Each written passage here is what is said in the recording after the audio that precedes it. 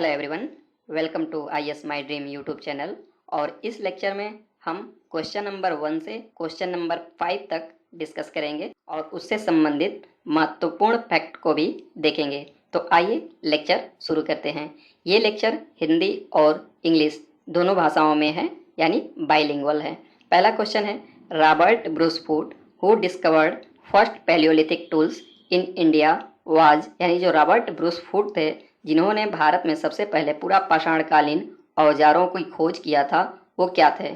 आपके ऑप्शन है A geologist, option B archaeologist, option C palaeobotanist and option D both A and B, यानी geologist and archaeologist.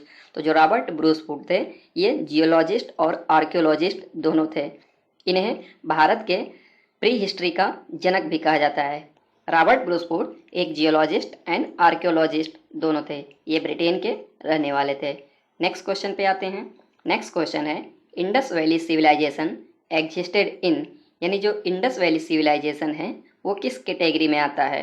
आपके option हैं A prehistoric age, option B protohistoric age, option C historic age, option D post historic age. तो अगर हम Indus valley civilisation की बात करें तो इंडस वैली सिविलाइजेशन जो है वो प्रोटो हिस्टोरिक एज में आता है। तो अभी हम इस कंसेप्ट को समझ लेते हैं कि प्री हिस्ट्री, प्रोटो हिस्ट्री और हिस्ट्री में क्या अंतर होता है। तो प्री हिस्ट्री वो कालखंड होता है जिसमें हमें इतिहास को समझने के लिए सिर्फ पुरातात्विक अवशेष ही उपलब्ध होते हैं। उसे हम प्री हिस्ट्री या प्राक ऐतिहासिक काल कहते हैं।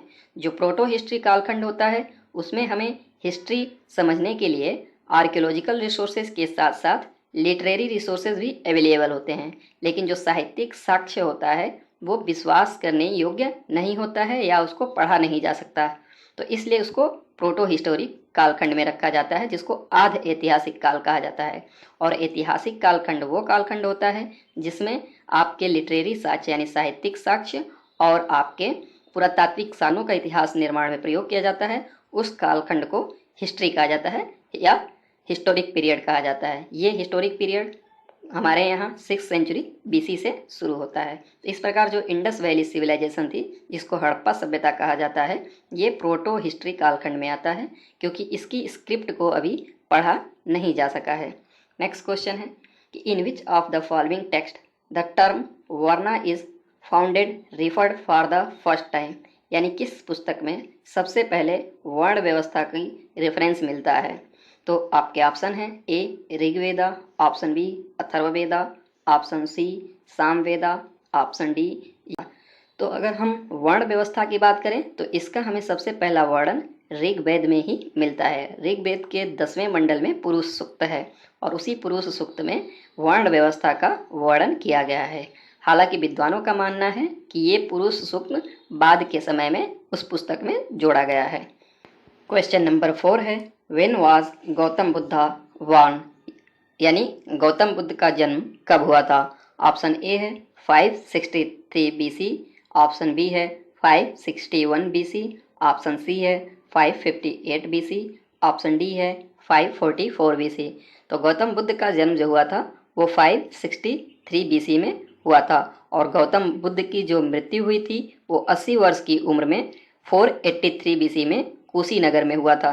तो ये भी बात याद रखिएगा कि गौतम बुद्ध का जन्म लुम्बिनी में हुआ था, जो कि नेपाल में पड़ता है वर्तमान में, लुम्बिनी नियर कपिलवस्तु। और अगर गौतम बुद्ध की मृत्यु की बात करें तो उनकी मृत्यु कुशीनगर में हुआ था, उत्तर प्रदेश में अवस्थित है। और 483 ईस्वी पूर्व में ही सबसे पहले प्रथम बौद्ध संगीति हुई थी। नेक्स्ट क्वेश्चन देखते हैं। क्वेश्चन नंबर 5 है, who was the first तीर्थंकराज of the Jain religion, यानी जैन धर्म के पहले तीर्थंकर कौन थे? आपके ऑप्शन हैं A Parshvanath, option B Rishabhdev, option C Mahavir, option D Chetak. तो आपको बताना है कि जैन धर्म के पहले तीर्थंकर कौन थे। तो पहले तीर्थंकर ऋषभदेव जी पहले तीर्थंकर थे और जो हमारे महावीर स्वामी हैं वो जैन धर्म के 24वें तीर्थंकर हैं। तो इससे अक्सर एग्जाम में क्वेश्चंस बन जाते हैं। स्वामी है उन्होंने जो जैन फिलॉसफी थी उसमें एक नया तथ्य जोड़ा जिसको ब्रह्मचर्य कहा जाता है। ठीक है, नेक्स्ट क्वेश्चन पे आते हैं। Where was Mahavira Swami born, यानी महावीर स्वामी का जन्म कहाँ हुआ था? ऑप्शन ए है कुंडल ग्राम में, ऑप्शन बी है पाटलिपुत्र में, ऑप्शन सी है मगध में, ऑप्शन डी है वैशाली में। तो इस क्वेश्चन को आप हमें कमेंट करके बताइए कि महावीर स्वामी का जन्म कहाँ हुआ था, और आपको इसका आंसर कल के लेक्चर में मिलेगा। आशा है आपको हमारा लेक्चर पसंद आ रहा होगा। जय हिंद, जय भारत।